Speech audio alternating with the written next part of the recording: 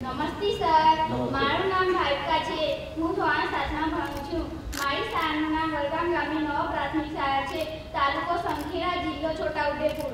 મારો પ્રશ્ન છે કે તમારા કેટલા ભાઈ બહેનો છે? તમે નાના હતા ત્યારે એમની સાથે ઝઘડો થયો હતો? સંખેડા શેના માટે ઓળખાય છે બેટા? સંખેડા શેના માટે ઓળખાય છે? હે? સંખેડાની ઓળખ શું છે ખબર છે? આખી દુનિયામાં સંખેડાનું ફર્નિચર ખબર છે? હા, એનું મોટું નામ છે. તમારા માટે ગૌરવ થાય એવી બાબત છે તમારા ગામ માટે.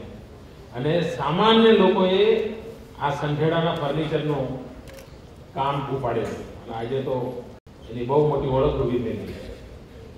શું પ્રશ્ન શું હતો બેટા તારો? તમે કેટલા ભાઈ બહેનો છે? મારાથી બે મોટા ભાઈ છે, બે નાના ભાઈ છે, એક નાની બહેન છે, મારો નંબર મધ્યમાં છે.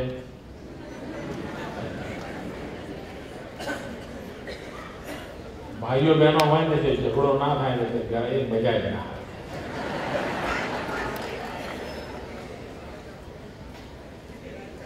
અને રોજ ઝઘડો થાય નહીં, દર કલાકે થાય.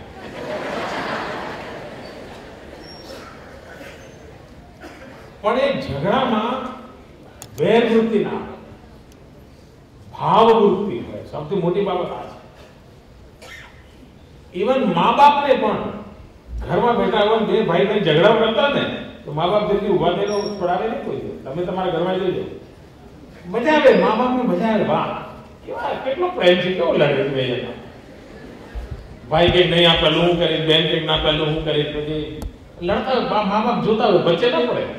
એટલા માટે નહીં કે એમનામાં વેરવૃત્તિ આવે છે, ભાવવૃત્તિ જન્મતી હોય છે. પરિવારના જે નાના મોટા ઝઘડા બચપણના છે ને એ વેરવૃત્તિને એક પ્રકારે વિદાય આપતા હોય છે, ભાવવૃત્તિને જગાડતા હોય છે.